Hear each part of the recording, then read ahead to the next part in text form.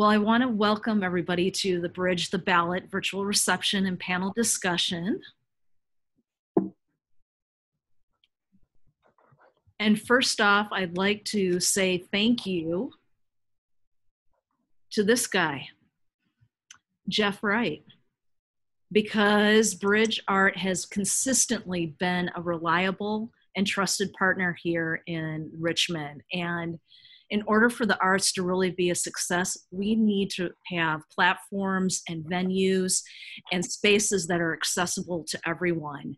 And this is really how we need to work together and uplift and acknowledge our local artists. And this is how it happens when you have spaces.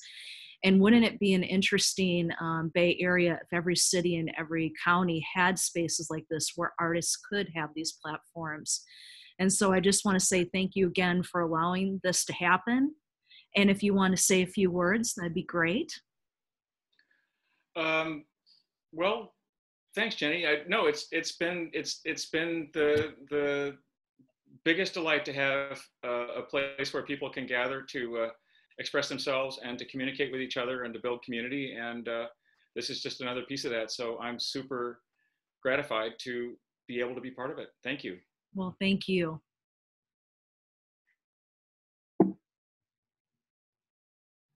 And another thank you that I want to say is to East Bay Express and writer Janice Hash for featuring the Bridge the Ballot exhibit.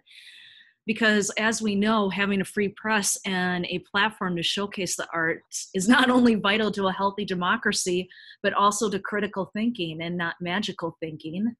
Or in a post-truth world, critical thinking is important to many things, democracy and artists. And so having writers in the East Bay Express be there and be able to write about these type of exhibits and to showcase this, that is something that we can't take for granted and that we have to continue to build on.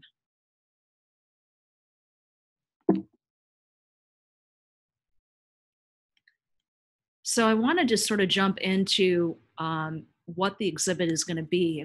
And the online exhibit is going to be up till November 9th. And then the Fridays afterwards, October 2nd, 9th, and the 16th, we're going to have 1 hour talks where we're going to really dig in and really get to know the artists and the artworks that they created. So tonight, look at us.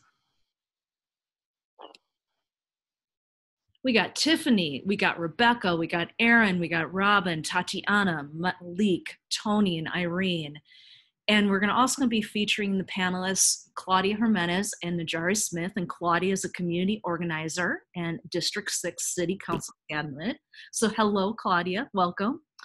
And Najari is co-owner of Rich City Rides, social and racial justice advocate, and District 5 City Council candidate. So I just want to say thank you in advance for coming and listening to artists and sharing your input with this exhibit.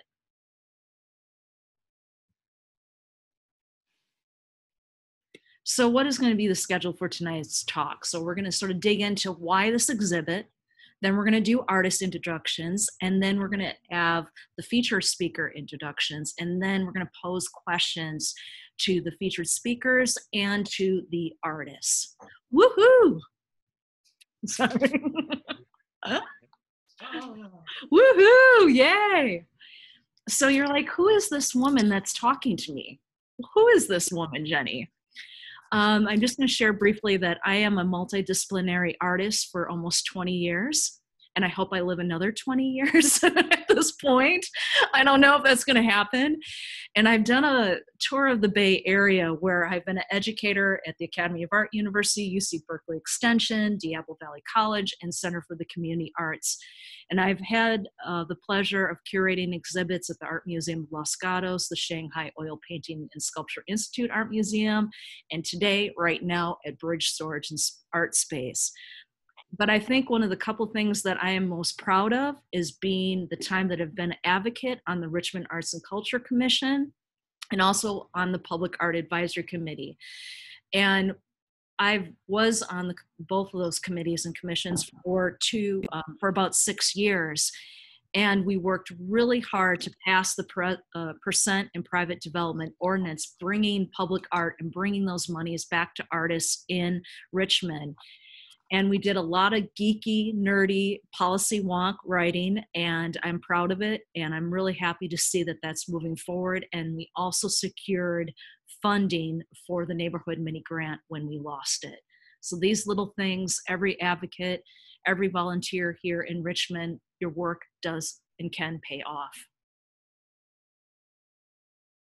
So to give a little context of why this exhibit. So the beginning of 2020, Bridge Art and Storage and Art Space offered me a solo exhibit. And as an artist, educator, and advocate, I have worked with many artists, I've researched many artists for public art projects, and I continually saw a pattern of disconnect in the students, the diverse population of students I have, also in the community, and what was showing in the gallery system. And for me, instead of it being a me solo exhibit, I wanted this to be a we opportunity for the artists and the great artists over the years that I've met through my volunteer work and also through teaching. And so it was supposed to be scheduled in April, but we had to reimagine it because COVID came in. So some of the artworks are featured online and some are going to be featured at Bridge Art and Storage Space. But we weren't going to let systematic racism, a pandemic, or economic downturn not let this exhibit happen. It's going to move forward. So the concept behind this work in this exhibit is, I think we're seeing the buzzword all the time about this being a consequential election, and of course it is. But I really wanted to find a way that we can bring this exhibit about the vote, about the personal experience, and what issues are important back to the Richmond artists, and really get it out of the hands of super PACs and that propaganda and back to the community. Woohoo! Sorry. I love it. So I'm going to have the artists introduce themselves first and share a little bit about who they are. So Robin. Yes, hello everyone. My name is Robin D. López. As you may see on the screen, I'll probably just read it off because I'm entirely lazy on a Friday night. But I'm a freelance photographer focused on my hometown of Richmond, and also have an interest in urban ecology. My background is in research science. I've been working as a researcher with the U.S. Department of Energy at the Lawrence Berkeley National Lab since 2012. And I also am in my third year of my PhD at UC Berkeley in environmental science, policy, and management.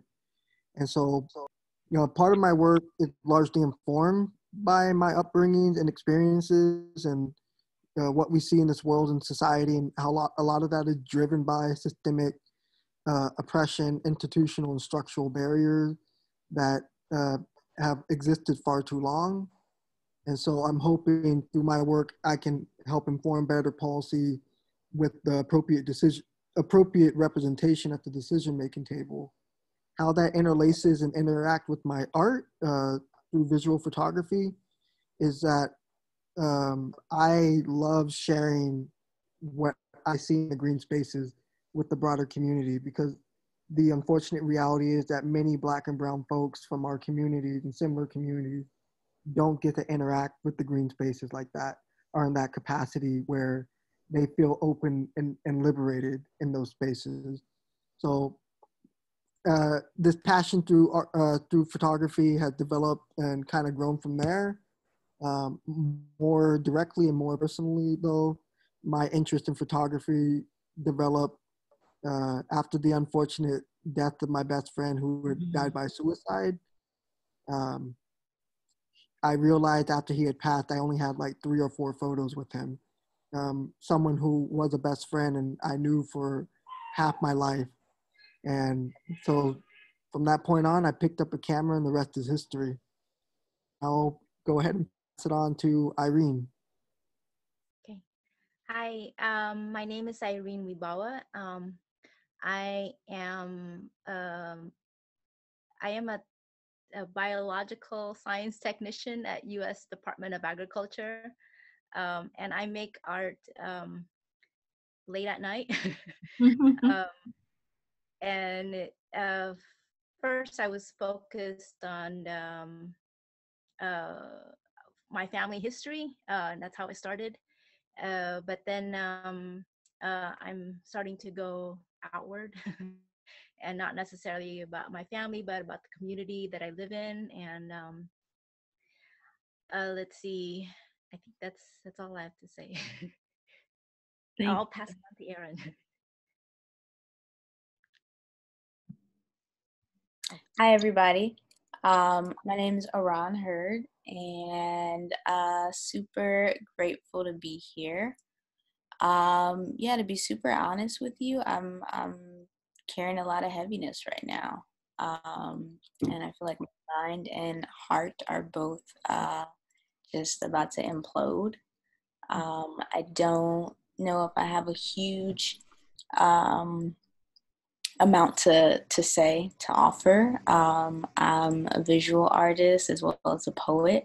I'm also an educator.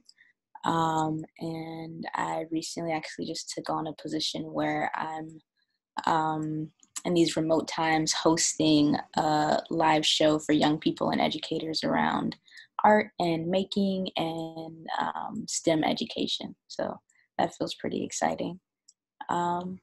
Yeah, and I'll leave it there. Thank you. I think, and I just wanted to sort of share how I met Robin, Irene, and Aaron. I met Robin, and I don't know if you remember this, at the Richmond Rainbow Pride event, and you were taking photos. And I was just so impressed with your story and who you were and who you are. And I met Irene. We exhibited works together in the 2019 Richmond Art Centers right here, right now. And, you know, Erin, we met at the Richmond Art Salon and the NIAD exhibition opening. So you can see how all these community events and partners and venues make a difference in making those connections. Malik, would you like to share who you are? Malik here? We can come back to Malik. Tiffany? Hi, everyone. Good evening. I'm a visual artist. For the most part, I work with paintings and some collage, things like that. I have some education, but I would say for the most part, I'm self-taught. And my work recently has really been about just like self-examining, but I use other people, and I use other people as kind of like the subject matter for my own stories. So Wonderful. Thank you for sharing. And Tony?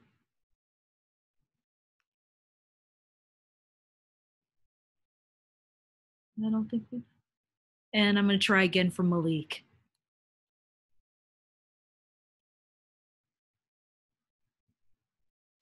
So I wanted to share that, you know, I met Malik in the fall of 2015, where Richmond Main Street does a series of art and windows. And it was a project with the Richmond Arts and Culture Commission.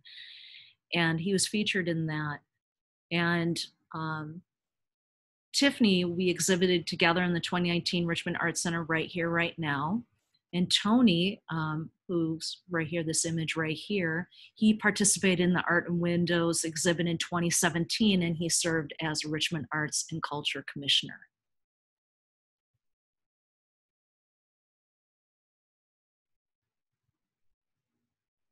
Rebeca? There you are, I see you right there. Rebeca, would you like to share your background?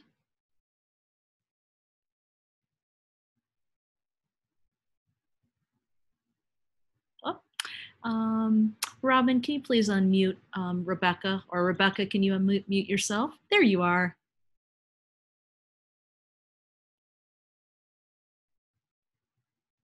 You want to try again? There you thought are. I was unmuting.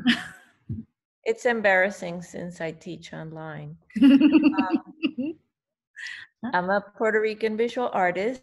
This is my 15th year living here in Richmond. I trained as an artist in Puerto Rico in the public university, where I studied printmaking and painting. And when I came here many years ago, I continued my art education, but I never did an MFA. And for a while, I was actually pursuing my career as an educator, but then I came back to art, and specifically to full-time art about 5 years ago. And I've been painting since, and my work has been focused on people underrepresented in the canon. I realized I get a big kick out of people seeing themselves in my work, recognizing themselves. And that has included gay, lesbian, transgender people, undocumented immigrants, Latinos, Black folk living here.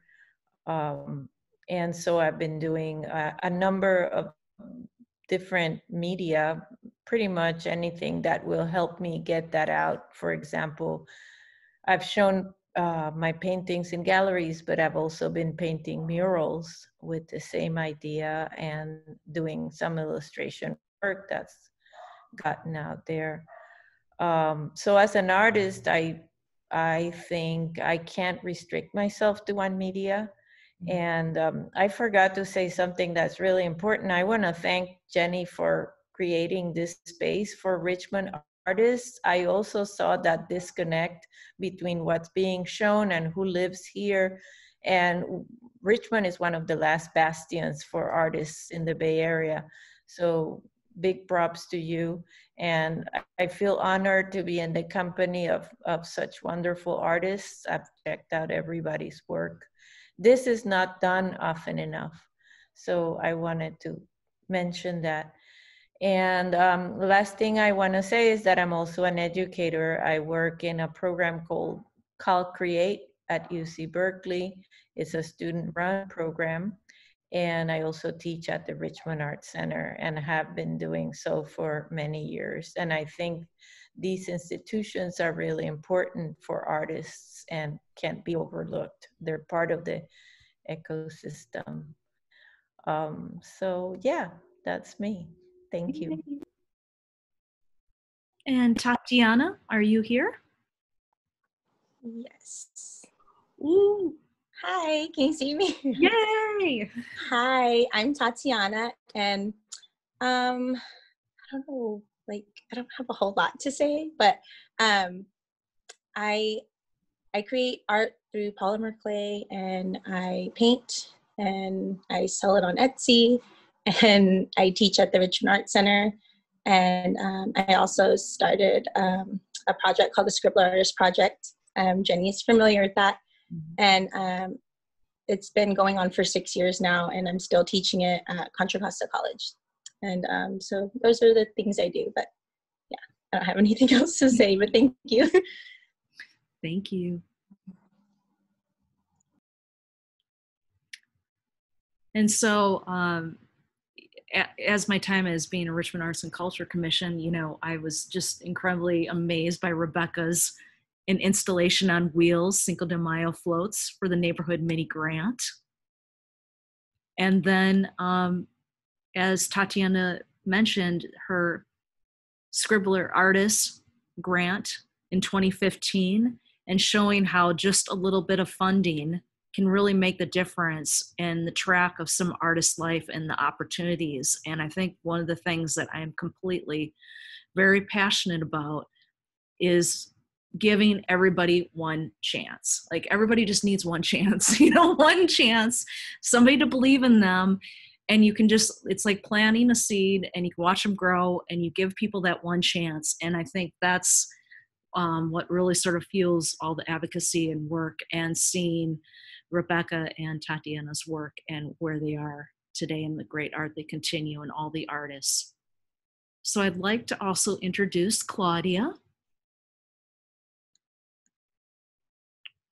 And Claudia, if you can sort of share who you are and your background.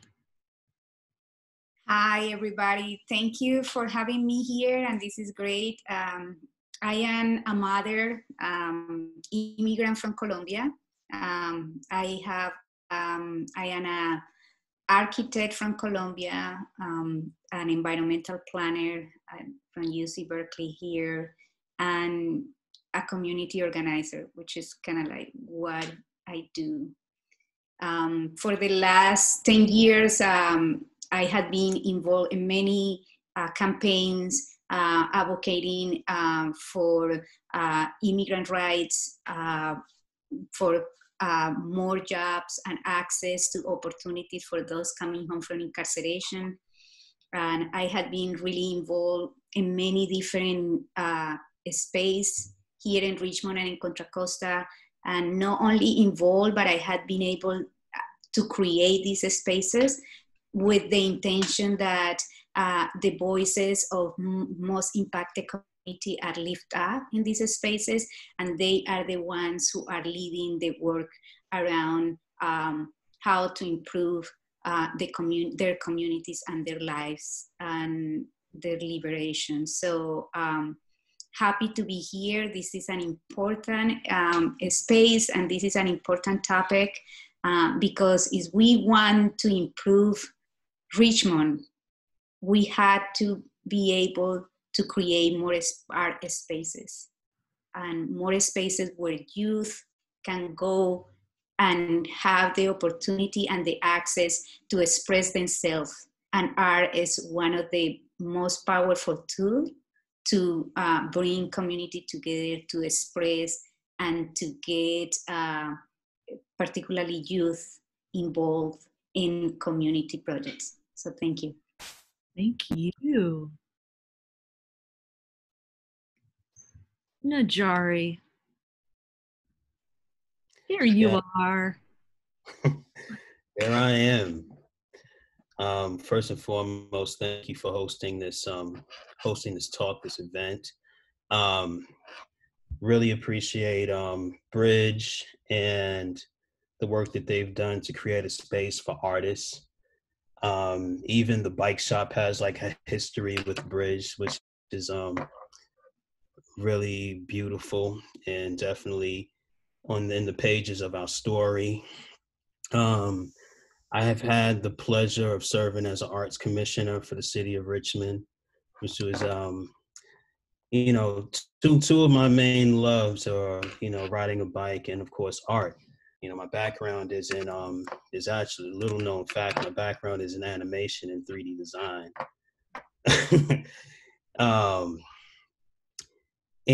But I love all forms of art, sculpture, painting, videography, photography, dance, music, poetry, spoken word, art that strikes a chord. This is really great quote from Bayard Rustin. I believe in social dislocation and creative trouble. So that, that the freedom that artists have, that expression, that raw, here's what it is, and giving people the opportunity to interpret, that's always been a really, it's divine as I see it. Particularly in times when the fight for freedom is so critical. Fannie Lou Hamer, she said that no one's free until everyone's free, and I feel that the freedom that artists have when the audience is on them and they have that power to express whatever the truth is really powerful. And seeing it in our communities is very important. You've seen on the bike shop, We have two huge murals we have that are on there. One of them was in the Bay Area Mural Festival. Being able to bring artists to the commission was a great joy of mine. So particularly as a city council member, I'd love to see where there's opportunities to bring more art to the city. I think that, I know that it's important. It's an attractor point. It's one thing to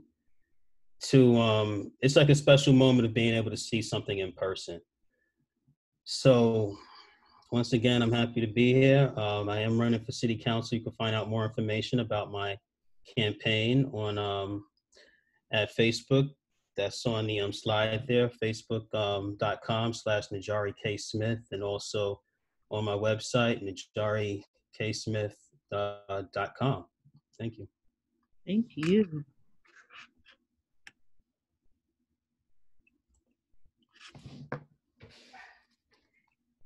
So I think the questions tonight that we're going to pose to the artists and to the panelists while we look at their artworks is sort of three main important questions. Is what is an artist's role in shaping policy and promoting civic actions such as voting? And how does art highlight issues important to Richmond? And how can local government really support the arts during a pandemic? What are creative ways in which we can make this happen? This piece is by Tiffany, and it's We Are Our Ancestors, and it's oil paint on canvas and 16 by 20 inches. And I sort of just pose this to the group, what is an artist's role in shaping policy and promoting civic actions such as voting?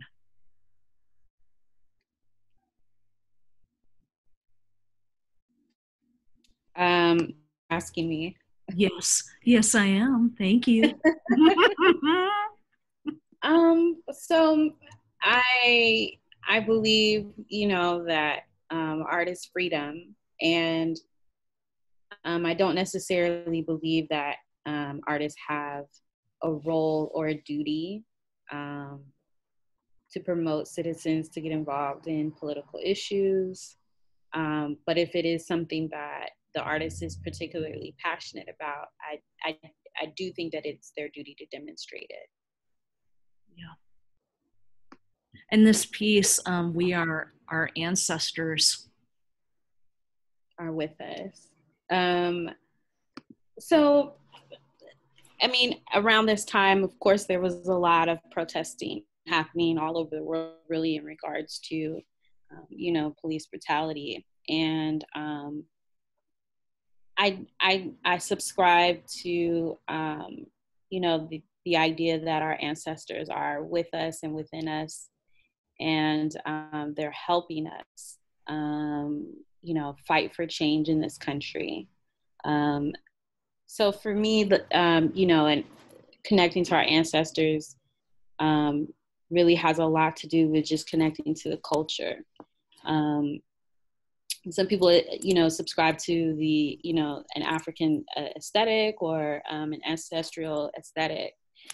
So me putting the African mask on his shirt was really intentional, because I wanted to kind of bring, I wanted to bring life to the idea of having your ancestors with you. It's not just a picture on a wall or, an idea. It's literally a spirit that's with you and is helping you fight and carry change. And I kind of carried out that theme with like his two friends behind him, and I've simplified their faces intentionally to kind of demonstrate an African or an ancestral aesthetic. Incredible. Thank you, Tiffany. Thank you. And I pose this to Rebeca, if you'd like to discuss this.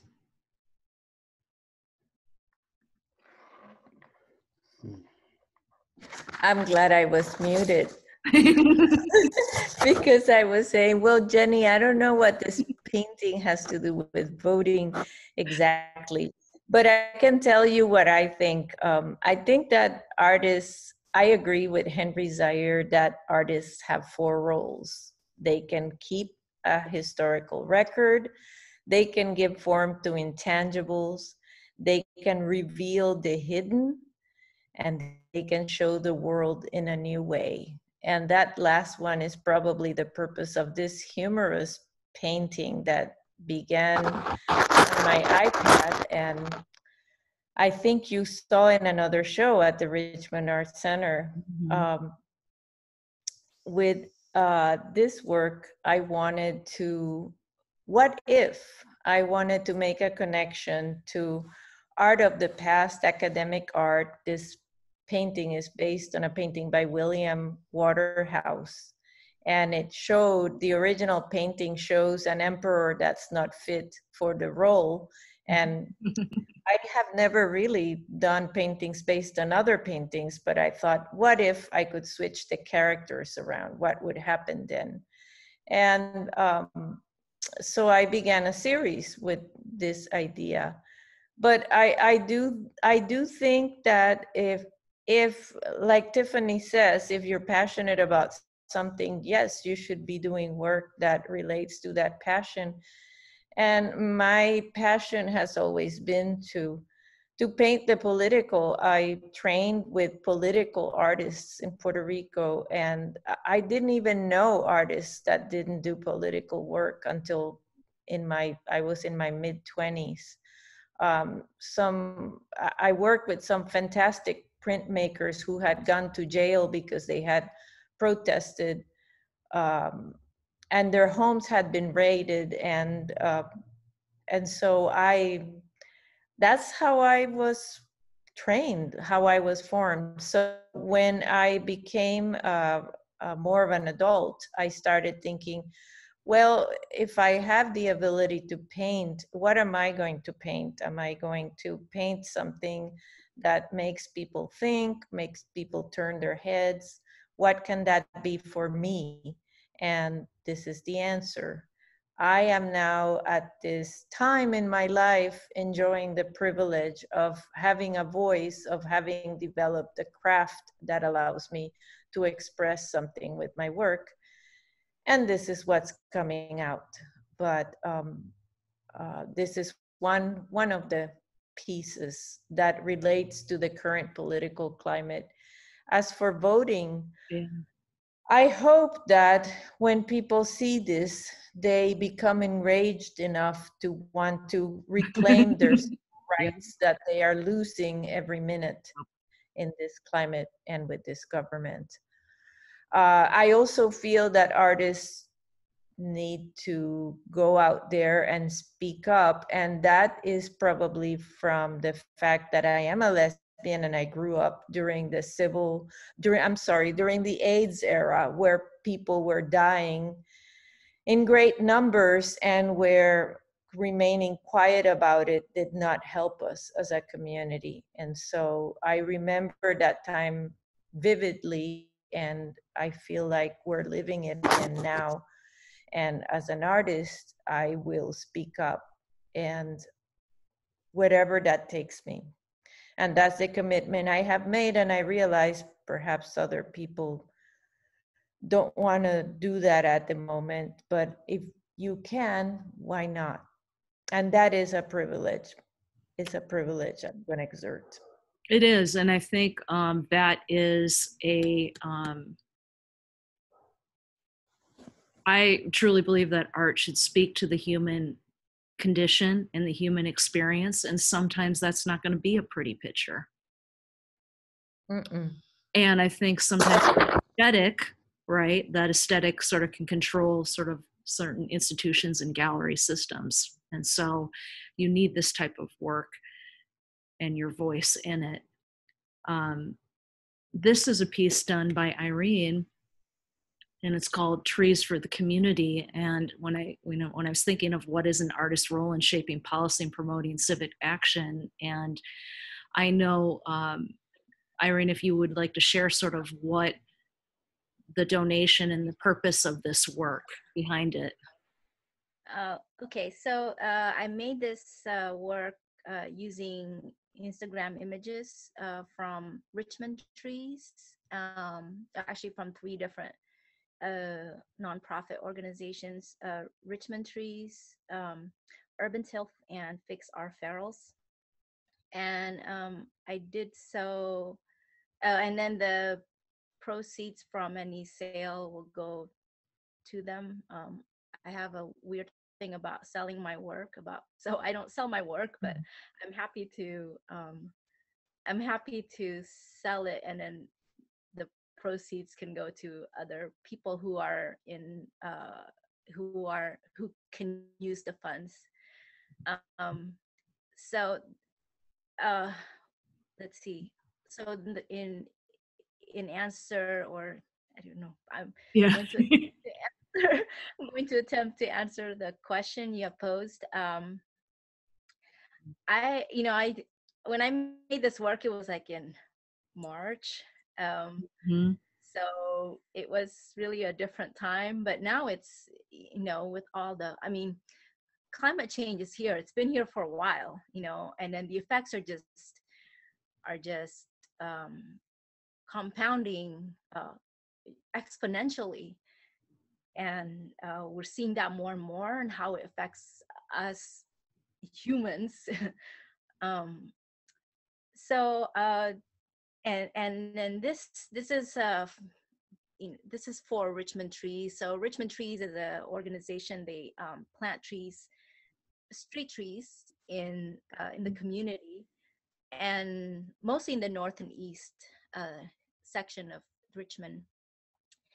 And what I really like about them is that, this is like really slow work.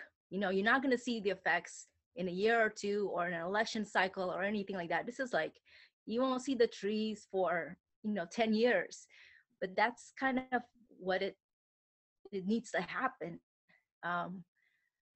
And so I hope, No, you're doing great. We give Irene a thumbs up. I don't know what it means about voting, but I was just focused on the idea of what issues are important to Richmond residents. And I think having more trees is a great thing. It means like investing in your community, caring for the community, and not just in the next year, but like in the next 10 years. And we're looking at like, yep. We're looking far off, not just for our generation, but the next generations. And that's where we have to go in thinking about dealing with the climate crisis that we're all in right now, whether or not you want to believe it. Yeah. So I'm hoping that this will, or at least, elevate issues of, and you start it all from home, right? You start everything from, so even like a street tree can make a difference, and just small, even steps that you can take as individuals can have an impact generations from now. So I think that's it. You did great. Thank you, Irene. And this is another one of her pieces here. Yes, this is for Fix Our Ferals, and they do work with the feral animal community. I think at the time I made this, my cat just died, so I was really focused on making animal, or animal focused art, I guess. And they do low cost or no cost surgeries, and they spay and neuter animals.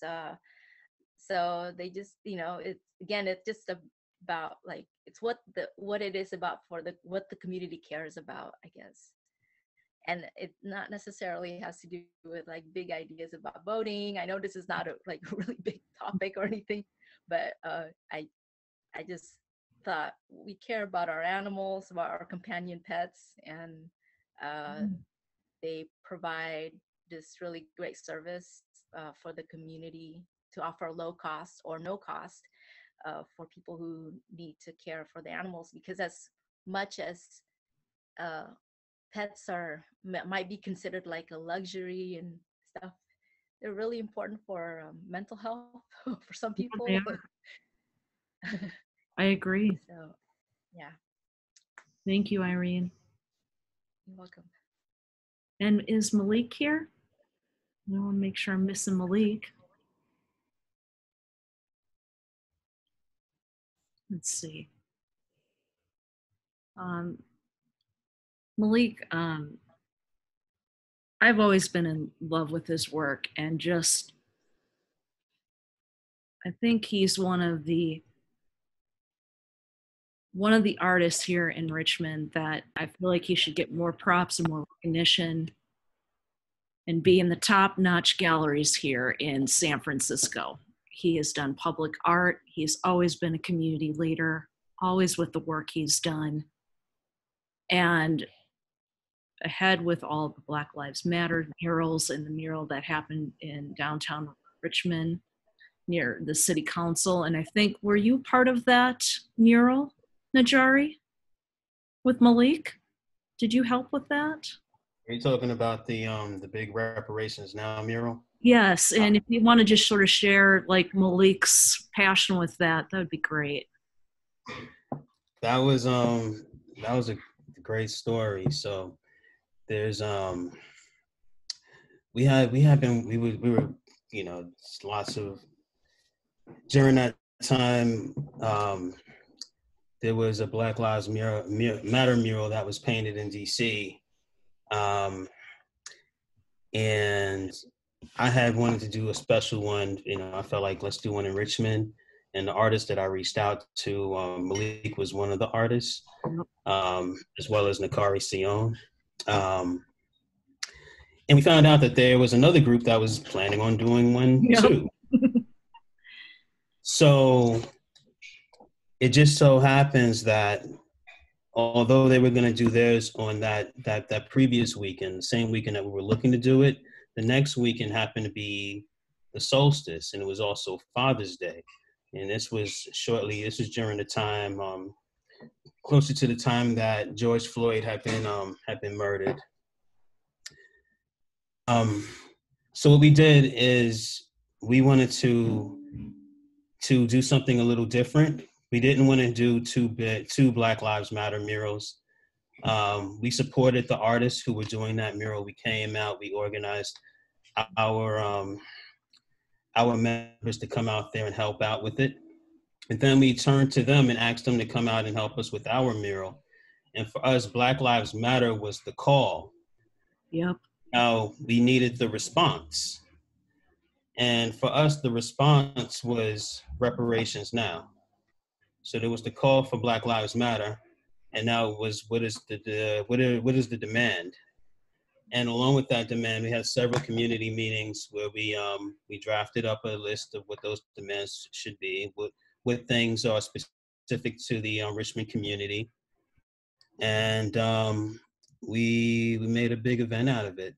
We were out there early in the morning.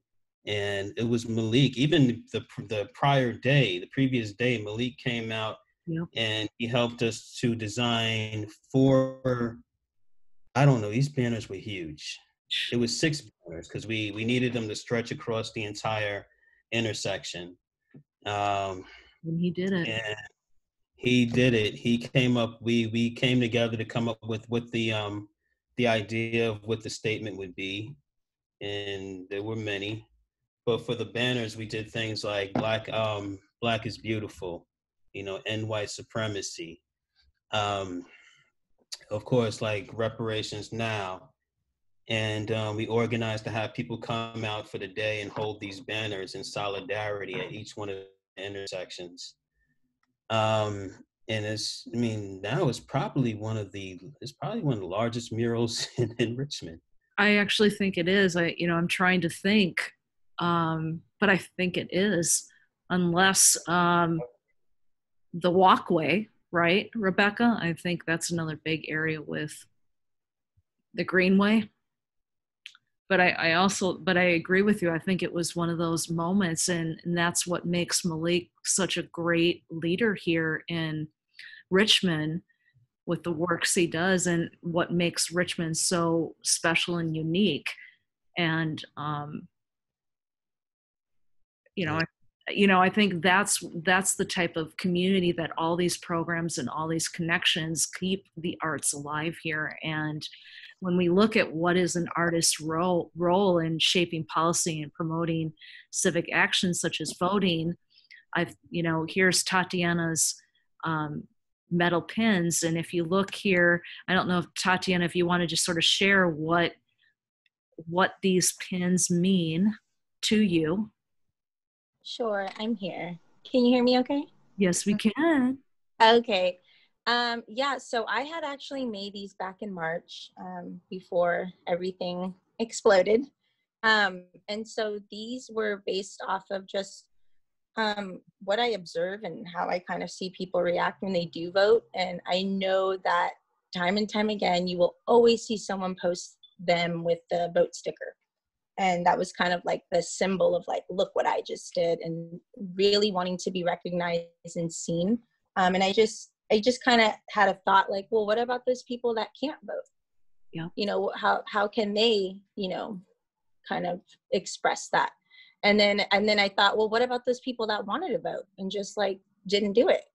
Or, what about those people that didn't even know what they were voting for, and they just went in there and were like, just gonna go. And then the people that just flat out didn't vote. And so it was just sort of like a thought of like, what if people are actually really walking around wearing a sticker of like what it really is, what it really means. Because again, we don't really know what is in people's, minds and what they're really thinking. We can only just go off what they're saying. But I just thought these kind of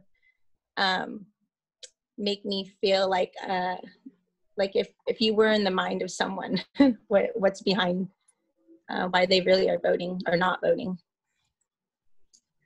Yeah, I really like the psychological element of this piece, and how it really packs a powerful punch in something really small and little, and that you have to really engage with it and come closer to it, and then you get the context of it. Yes, I agree. And so this leads me to Robin's series. And Robin, if you'd like to sort of share, because I think this directly goes to like, what is an artist's role in shaping policy and promoting civic action? And this sort of series, and I sort of look at this even as a performance or installation type of work. And if you could speak to this. Yeah, most definitely. So what's really cool is like hearing everyone else and speak prior to me, because I feel like my project in a way kind of encapsulate what everyone was previously just discussing. Why do we vote? Why is it important? Why is there a need to have this civic engagement? And to whom are we voting for? To who benefits from the decisions that we are privileged to make and participate in? And so this had me thinking about those who have a voice and those who are voiceless. And when I think of voiceless, I think beyond formerly incarcerated individuals who struggle to have right to vote in certain areas. I thought beyond those who don't have citizenship status, and started thinking more along the lines of our youth, our future. And so this project centered around highlighting young folks, and the project called Richmond Speaks. And me personally, I feel an artist's role in shaping policy is expressing exactly what people are feeling so that we can vote with accountability in mind. Look no further than the fact, and I'd be remiss if I didn't acknowledge that we are on a lonely land. and look no further than the fact of what happened with Point Melody and how our current city council completely dropped the ball on listening to their community. And this speaks volume to what the youth are dealing with. They have needs too. They have expectations of what this world is supposed to look like for them.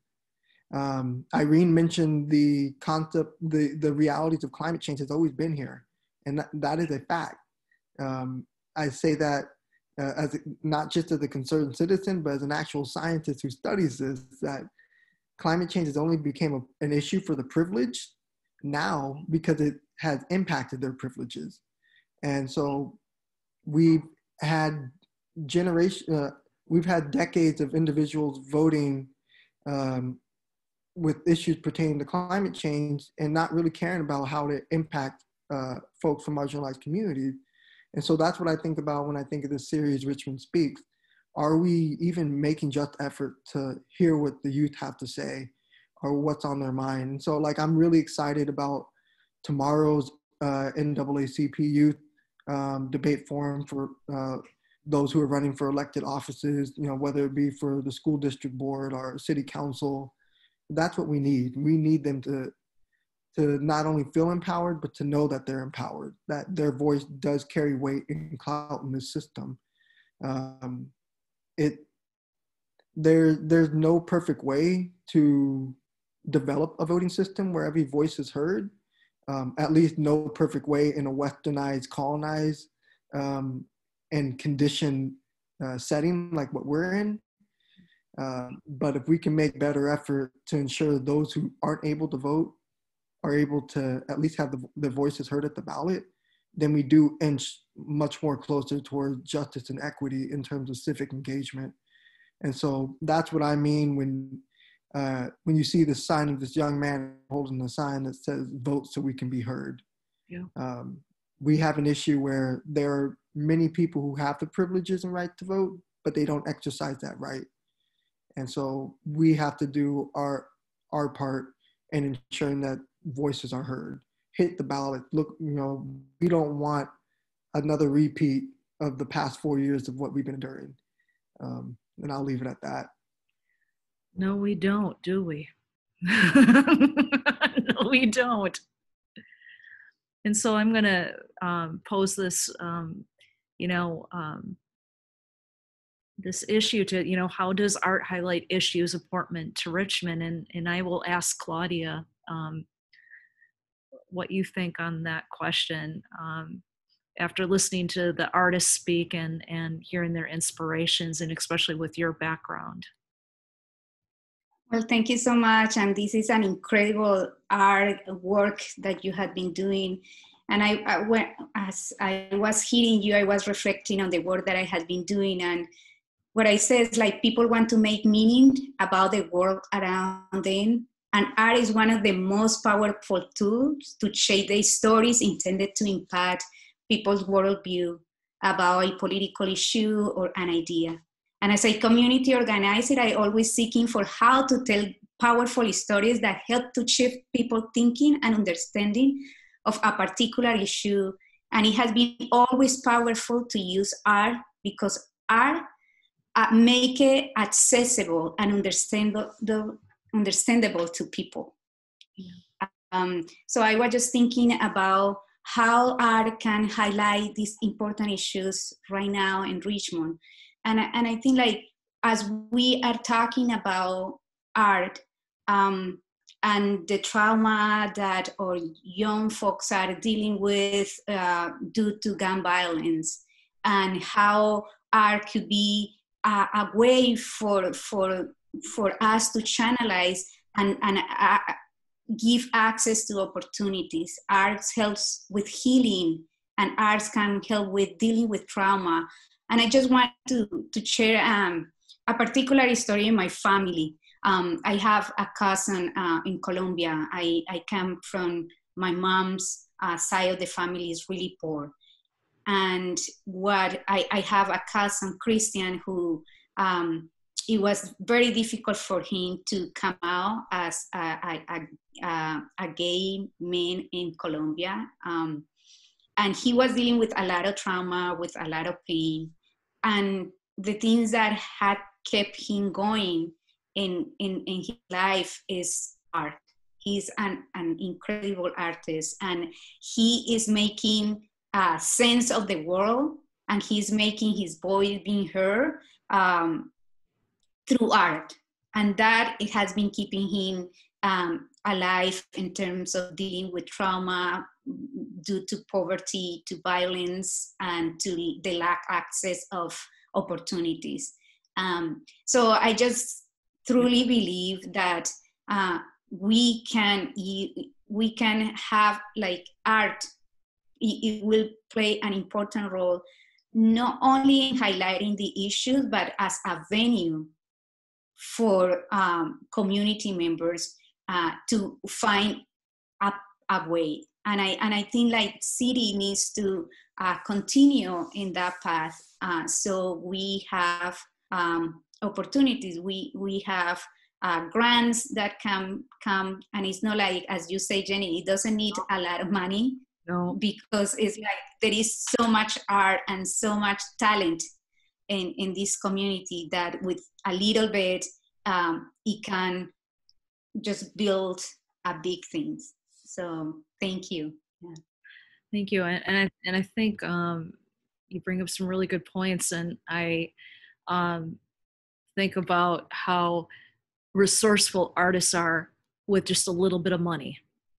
You can give an artist $1,000 and they can make an amazing project that will last for a long time and have amazing outreach. And that speaks truth to the power to the community. And it doesn't take much. And when we look at, certain salaries of certain officials and how much artists make or teachers make, and that disparity and that gap of really what can be making a difference, it just takes a small investment and the returns really are big.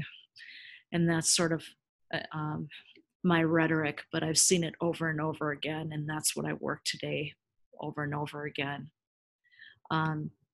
Erin, I wanted to ask you this question about how does art highlight issues important to Richmond, because just the imagery of this painting in your work, and I don't know if you could speak to it if you'd like to, because I keep on looking back at this painting and I think for you, just the title. Yeah. Well, I feel like I want to start by saying that I'm not from Richmond. I'm from LA. So I've been living in Richmond for about a year and a half now. And I originally moved to the Bay to teach after college. So I was in Oakland for about 5-6 years. And then my partner teaches at Richmond High. She's been there for about 6 years. So we moved to Richmond last year. Yeah. So yeah, I don't know. I feel inclined to say that art highlights issues that are important to people. But for sure, people in Richmond absolutely are a part of that for sure. I think for me, art gives form to whatever is in the soul space. And then that form can catalyze action. But you kind of gotta, be quiet enough to hear it, to hear kind of what's swirling in that, like that soul space or that spirit space. And I think, I think a lot in like metaphor and analogy, and I think a lot about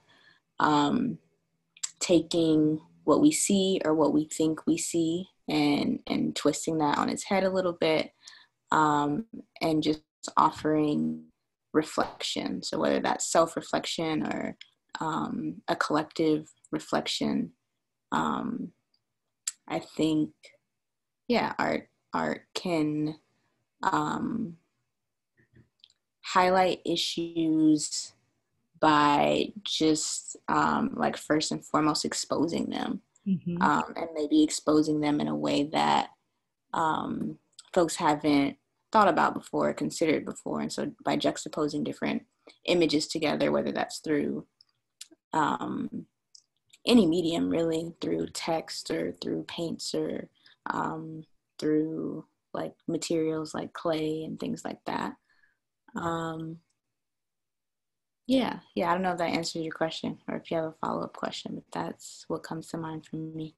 Yeah, I think it does. And I like how you mentioned just sort of the quiet space, but also it really highlighting and exposing the issues. And for example, right now I am I'm doing research for a class, social political artists from the 1918 flu to current day pandemic. And when you look at the inflection points of artworks and what they represent, it's always been artists that have sort of been at the forefront of like highlighting what's going on. And I got this great book called Celebrate People's History. I'm a geek, I'm a nerd, so it is a book. It's not a computer. You actually open pages and you look at pictures in a book. It's amazing, they still exist. But it's a poster book of resistance and the revolution. And part of my research at every decade of how artists really, they're the, they're the canary in the coal mine. They really start to say, hey, this, and they're consistent throughout time. And I think your answer of art really exposing the issues, I think it does. I felt, thank you. Yeah. I totally agree. Sorry, I felt inclined to share a book that I actually just picked up today. But it's totally in line with this idea of camera. But super in alignment with just this idea of art and politics as inseparable. So it is. Yeah, check it out maybe. Thanks. Another book, yay. So then when we think of like, how does art highlight issues important to Richmond, and I see if you're following the COVID numbers, and Contra Costa County is one of the counties that continues to be high rates of numbers compared to other counties when we start to look at who's impacted by it. And so when I saw Rebeca's work here called Heads in the Sand, and here's health code workers standing, and then I assume these are policymakers making the decisions with their head in the sand, and the COVID imagery above. I think this is going to stay current for a couple more years. I don't know if I'm correct on that, Rebeca. All I know is that I have all kinds of people in my family, and nurses, doctors, vets, people who work in healthcare, and none of them are prominent in their field, but they were all reporting to me that there was a lot of censorship, from nurses not being allowed to wear masks to doctors not being allowed to talk about the real numbers. Yeah. And I just thought, since when do we have this terrible censorship in the health field where it matters so much? So that was the genesis of this painting. This had many iterations, and at some point our president was a cyclops showing up in the horizon, but it morphed into this, and with the help of people who saw it and had thoughts about it. This is another way that we can talk about issues. Here in Richmond, we have a big health employer that provides jobs to many Richmond residents. And so I think about that. I think that in Richmond, anyone who works with social issues, any artist who wants to use them for their work, can choose between gentrification, rent control, toxic waste being transported in open wagons across our city. You can think about institutional racism. There's plenty to choose from. But I think that public art has more of a chance of getting out there and reaching the public. I made this little painting and it went to social media, but if this was on a mural, for example, then we'd be talking. That's a chance to at least make people think. Sometimes people say, well, isn't that propaganda? There was, when this went on social media, I did receive some negative reactions. And this was a legitimate question. This was a good question. Isn't that propaganda? And I said, well, I think what I'm fighting for is the right for everybody to be able to post their propaganda then. That's the right we're losing here. So if you provoked a question, if you helped somebody ask a question, then that's a good thing in art. There should be all kinds of questions, some of them political, some of them maybe existential, but if your art helps to do that, then that's something good, I think. Yeah. So the sad thing is that this isn't a mural yet, but that would be my aspiration to just to show it more. I agree. I think having more spaces and connecting that and being able to show that, and it is an expression of freedom of speech, but also connecting with the issues that are, like you said, a plethora where we can just like spin the wheel and pick one and we'll hit a target. And this is a work I created, warning worse before better, and I think that's still true. I think it's going to get worse before better. I try to be positive, but I think we have to brace it. And I think for too many communities, they've been bracing it way too long and unnecessarily, and the structures that need to change. This is a piece that Tony did. I don't know if Tony's joined on yet, but this has been a piece of his that has been, and I think Robin is friends with Tony, that I know that this work was co-opted and taken on social media and not given the appropriate attribute to Tony. But this has been sort of, when I think of a picture that sort of went viral on what it represents Richmond on social media, this was one of them. And this is one of Tony's pictures here.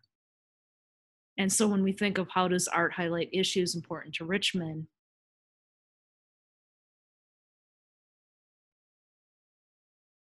this is the whole series of Robin's work here. And I guess I wanted to hear from Robin, how did you meet these people and what was the process of meeting these individuals from these works? Yeah, so most of them are actually just youth that I interact with pretty commonly. A couple of them are youth that happen to come through Rich City Rides Bike Shop. That Najari helped run. Shout out Naj. And so, you know, these are just mostly from very organic relationships. But also to answer the question that's on the screen and to kind of launch off of a point you just made on the last slide about artwork being taken and not properly attributed, that becomes extremely problematic for any artist of color when our work is taken, especially when taken by white folks who try to project it not as their own, but try to project it as if they were there. Yeah. That has happened to me a couple times from entities within the city of Richmond. They stole my photos from the Cinco de Mayo festival and then put it on their website and in their newsletter and tried to give the impression that they were there. but me being me, and thankfully I was mentored pretty well. I know that's not the case for a lot of people of color in academia, but I was very privileged with mentors who not only built my confidence, but taught me a lot about self-advocacy and how to really vocalize an issue when I see something wrong. And so I got creative and I drew up a little legal statement and told them if they don't want legal action, they're going to pay me for my work. Mm-hmm. And they didn't respond to an email, but 2 days later, there's a fat check in my mailbox. So anyone who's listening in, if people steal your work, do not shy away from sending something much stronger than cease and desist. You let them know, like, that's your work and you need to get paid for that because you put time and effort into it. And it's completely unfair when others take your work, don't attribute it to you, or try to use it in mediums in which they profit from. And that, again, speak to this issue of voting. That, I operate on the idea of intersectionality. Yeah. And so this is where this intersects with voting, that if we are not vocalizing ourselves at the ballot, we unfortunately, this isn't victim blaming whatsoever, but we unfortunately, when we're not exercising one of the most powerful tools we have, which is voting, there's this perpetuation of exploitation that continues to exist.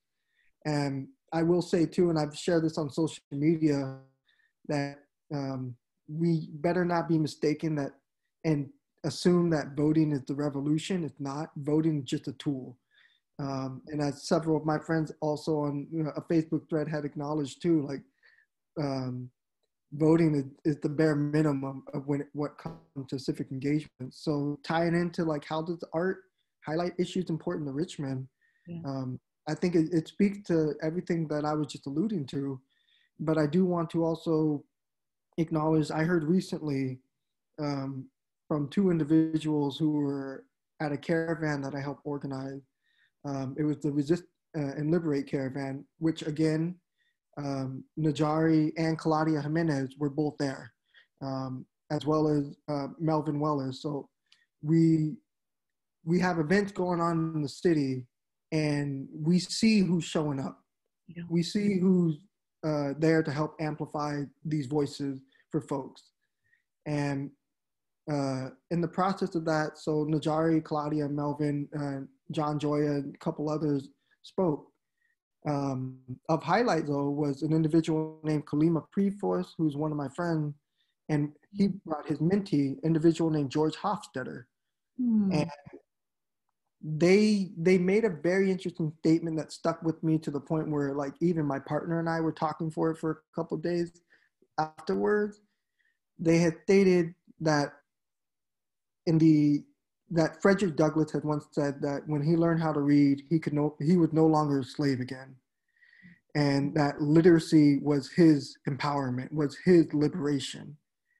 And that today, presently, coding is the literacy of the 21st century, 22nd, 23rd, 24th century. Yep. But when we talk about art, that notion of art has not changed.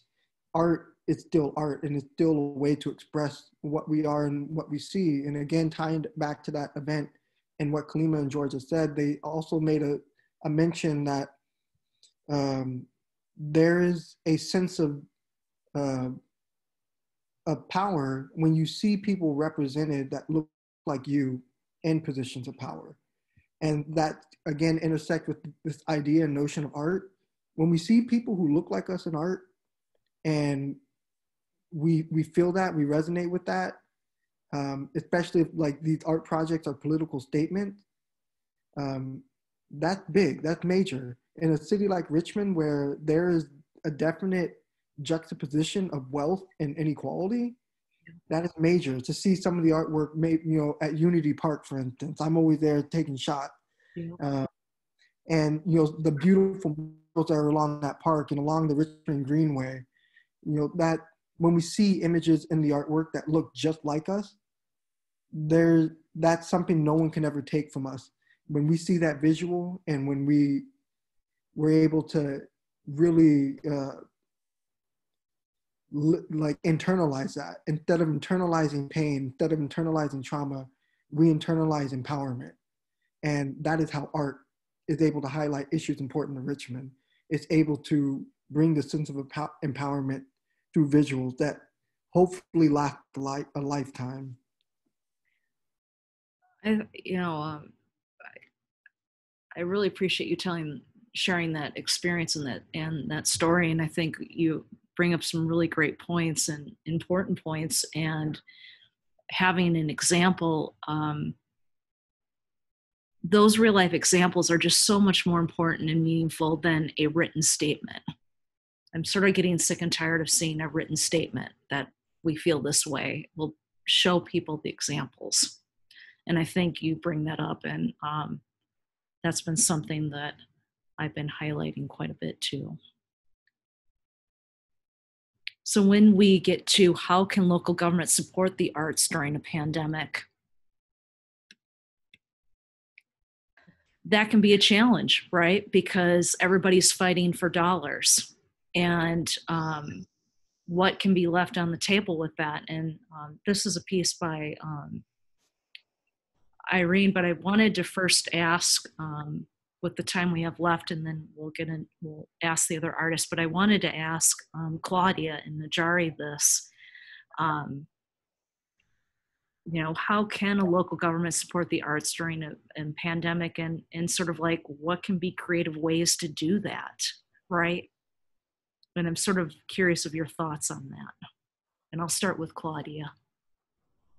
Yeah, thank you. I think like the city has some funding that we need to preserve and continue. For instance, the Richmond Neighborhood Public Art mini grants that support is a $65,000 a year, and that money goes directly to the Richmond artists and organizations. So this is a small investment with large positive impacts in the community, and we need to make sure that that continues, even with the budgetary crisis that we have, because I think like we need to overcome narrative of scarcity and cutting services, and particularly services that are giving life to our community. I think like continue to advocate for having and support Richmond Art Center survival. I think like is key, because it's another space. Advocating for having more spaces like the bridge. So we have, I'm sorry, I got muted. We have more spaces that actually are attracting and giving safe spaces for young folks to be there. Also, Rice Center is having a lot of good work, and we passed, like Richmond passed, overwhelmingly passed the First Kid initiative. And I know that there is a commission, and I know that there are people here that are from that commission, and it's going to be important to advocate for the full implementation of what they want to say, because this is how we make a space. I think like for me, this is more about just art, even though like it's so important. It's about how we heal our community and how we create spaces for the people, for young people to express and feel that they are heard, and have spaces where they feel safe, spaces where they feel like it's healing, and spaces that provide a lot of support for the trauma of our community. And I think like art is the best tool that we have to provide these, to create these spaces. So I just feel like we have a lot of here, and we need to continue to support and stop the idea of scarcity, because the resources, as we saw in this pandemic, resources were there when they were resources to house the homeless, and immediately they were money. But what it hasn't been there is the political will. And I think I will say this, I think like the art is so important to make sure that we shift these narratives and we push a new narrative that bring us life and support for everybody to be well taken care, safe, and healed. Thank you. I appreciate you saying that, because I think it's important with how art can address trauma and how important that is. But I think that there has to be the will and the bureaucracy of, oh, we have to talk to this person, we got to talk to this person, then you have to write another 10-page proposal, and then maybe we'll give you this. And I think communities just don't want to hear the bureaucracy. They want to see action and get it done and leave it to the community, and they can do it themselves instead of that tape. That's just my political propaganda spewing at all of you. Najari, can you share us your perspective on that? On how local government can support the arts during a pandemic? Absolutely. And thank you for this question. Particularly with local government, I would like to know, like, what city and county properties are owned, like which structures are owned by the city of Richmond or, county, and have blank walls on them. And how about having a competition where artists can,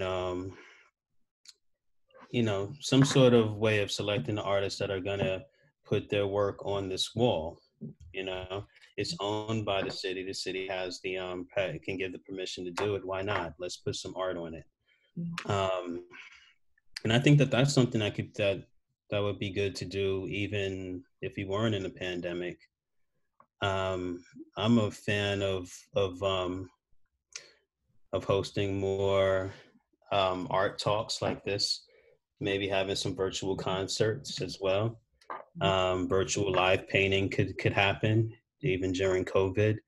Local government support of this could be broadcasting these things on KCRT. Yeah. Finding ways to connect people. In the work that I do, I said earlier that it was like bicycles and art. It's not so much bicycles. When one of the conversations that I had with Malik when I first met him, like years and years and years ago, was that I always wanted to do something that was bigger than myself.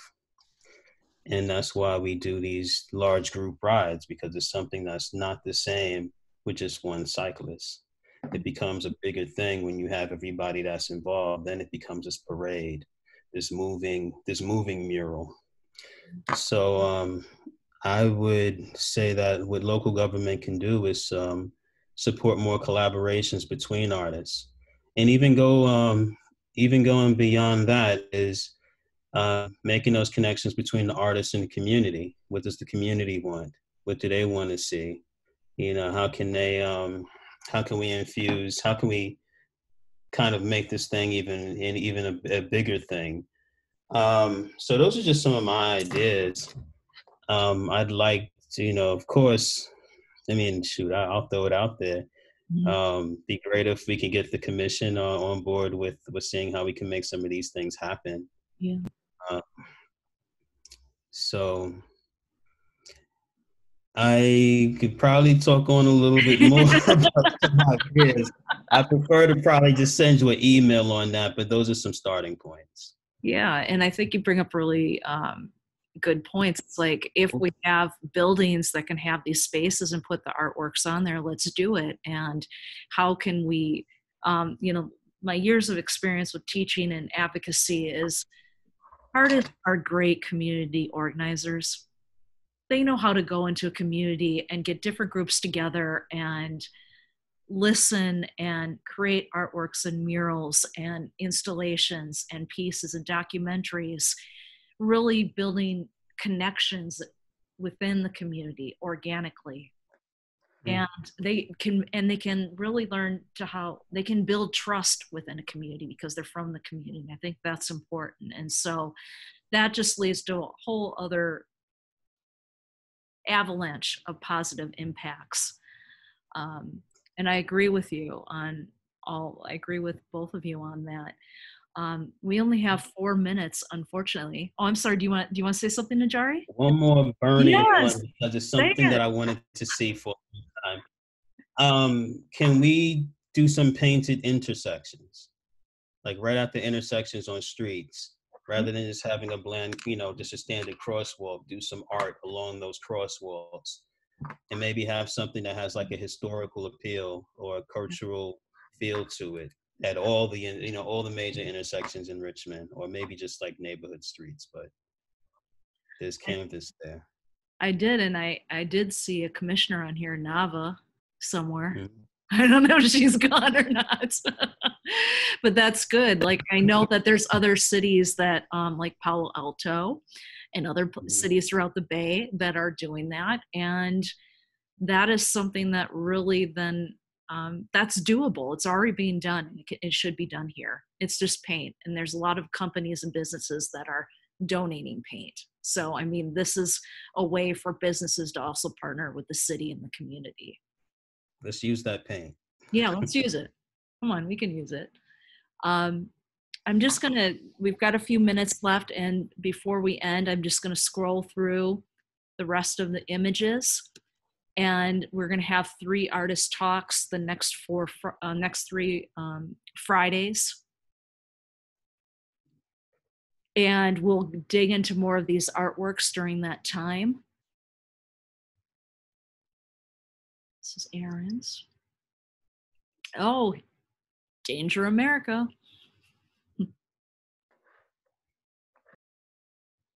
And when we do those artist talks, we'll have all these artworks on display during that. Another one of Irene's. And Tiffany again. And during those artist talks, I just would like to share it. The questions in which we will be asking is, number 1, what is the concept behind your works? What is your connection to Richmond? How does art highlight current events and address social issues? And how can artists be supported now and into the future? And I think with all the advocacy work that I've done, that's really the key, is how do you strengthen the structures to really make sure that they exist during good, bad, and any type of times, that they're there and that they can survive. And that's sort of like long-term, and I can't help but think of Irene's long-term of planting the tree and seeing the results later on. And I hope I'm alive to see some of those results later on. I'd like to thank everybody for participating tonight, the panelists, Claudia, Najari, every artist. I don't take you for granted, and Bridge Art Space. I'm biased, but I love Richmond. I love what's going on here, and I want to protect it and keep it like this forever. Even better and more arts. And so I want to say thank you. I want you to all be well. And I think what Malik says is remain creative on all his taglines. So I'm going to take this and attribute to Malik, remain creative. And so please stay in touch. And I appreciate each and one of you taking the time tonight, and keep up the great work. Thank you so much for organizing this. Thank you. Thank you. Thank you. Thank you so much. Thank you, everyone, for joining. Thank you. Hi, there you are, Nava. There's the commissioner. There she is. Make sure you vote. Yep. And vote. Thank you, everyone. Thank you. Thank you.